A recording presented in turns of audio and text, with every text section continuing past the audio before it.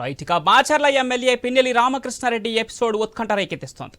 EVM ధ్వంసం కేసులో ముందస్తు బెయిల్ కోరుతూ హైకోర్టులో లంచ్ మోషన్ పిటిషన్ వేశారు. ఈ పిటిషన్ను హైకోర్టు విచారణకు స్వీకరించింది. దీంతో ఈ కేసులో ఏమవుతుంది, పిన్నెల్లికు బెయిల్ లభిస్తుందా లేదా అనే చర్చ సాగుతోంది.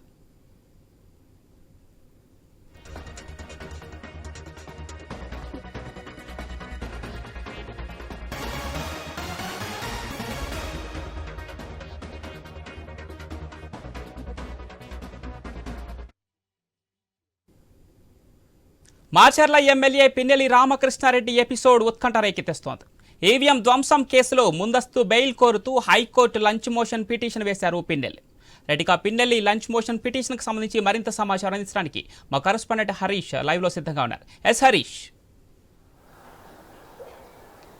పవన్, ప్రస్తుతం పిన్నెల్లి రామకృష్ణారెడ్డి అరెస్టుకి సంబంధించినటువంటి అంశం రాజకీయంగా కూడా ఆసక్తికరంగా మారినటువంటి సిచ్యువేషన్ కనిపిస్తుంది. ఏదైతే ఈవీఎం ధ్వంసానికి సంబంధించినటువంటి వీడియో వైరల్ అయిన తర్వాత ఆయన పైన కేసు నమోదు చేయటం, ఆయన అరెస్టు కోసం పోలీసులు ప్రయత్నం చేస్తున్నటువంటి సిచ్యువేషన్ కనిపిస్తుంది. తెలుగు రాష్ట్రాల్లో పిన్నెల్లి కోసం పోలీసు యంత్రాంగం మొత్తం కూడా సర్చింగ్లో ఉన్నటువంటి సిచ్యువేషన్ కనిపిస్తుంది. మరోవైపు ఆయన ముందస్తు బెయిల్ పిటిషన్ ఏపీ హైకోర్టులో దాఖలు చేసినటువంటి సిచ్యువేషన్ ఉంది. అందులో భాగంగా లంచ్ మోషన్గా వేసినటువంటి పిటిషన్ పైన ఇప్పటివరకు కూడా ఇంకా ఆసక్తికరంగా మారినటువంటి సిచ్యువేషన్ కనిపిస్తుంది.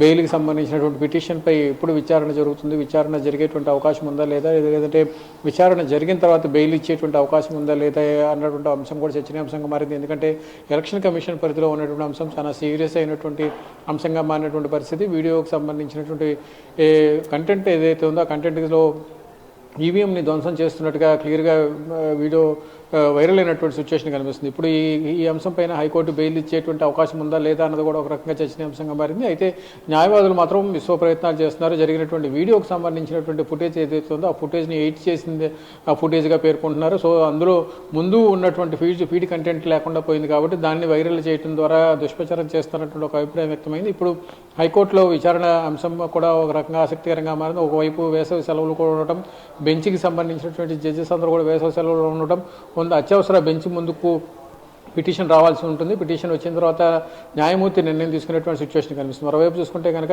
అటు మాచర్ల న్యాయస్థానంలో స్వయంగా పిన్నెల్లి లొంగిపోతారన్నటువంటి ఒక ప్రచారం కూడా జరుగుతుంది.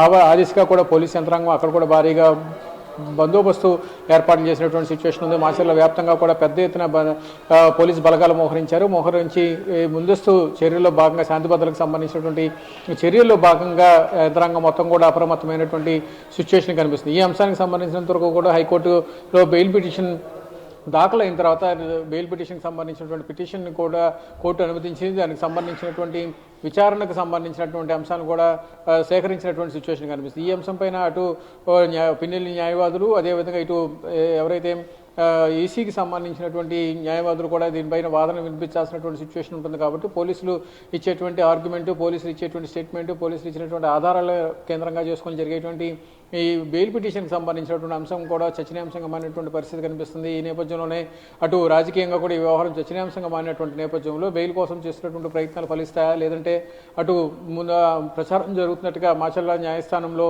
పిన్నెల్లి లొంగిపోతారన్నది కూడా ఒకసారి ఆసక్తికరంగా మారింది. దీనిపైన పూర్తిగా క్లారిటీ రావాల్సినటువంటి సిచ్యువేషన్ కూడా ఉందన్నటువంటి పరిస్థితి కనిపిస్తుంది. పవన్, అయితే హరీష్, అసలు లంచ్ మోషన్ పిటిషన్లో ఆయన ఏం వివరించారు, అంటే కోర్టుకి ఏం వినిపించుకున్నారు, ఎలాంటి అంశాలు పొందుపరిచారు ఈ పిటిషన్లో?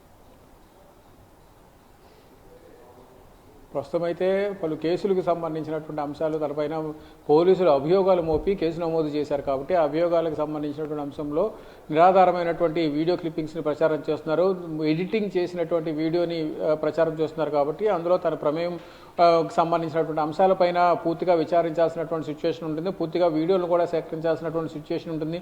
ఏదైతే ఈవీఎం ధ్వంసానికి ముందు జరిగినటువంటి ఘటనలకు సంబంధించినటువంటి విజువల్స్, సదరు పోలింగ్ బూత్ బయట జరిగినటువంటి గొడవలకు సంబంధించినటువంటి అంశాలతో పాటుగా అక్కడ పోలింగ్ బూత్లో నెలకొన్నటువంటి సిచ్యువేషన్స్, అదేవిధంగా పోలీసులు ఎందుకు కంట్రోల్ చేయలేకపోయారు అన్నటువంటి అంశం ఒకవైపు, అక్కడ ఒక పోలీసు కూడా లేకుండా జరిగినటువంటి ఘటనలన్నిటికీ కూడా కేవలం ఈవీఎం ధ్వంసాన్ని పైన మాత్రమే ప్రత్యేకంగా ఫోకస్ పెట్టే విధంగా ప్రచారం చేయడం ఇది ఒక దుష్ప్రచారంగానే భావిస్తున్నారు.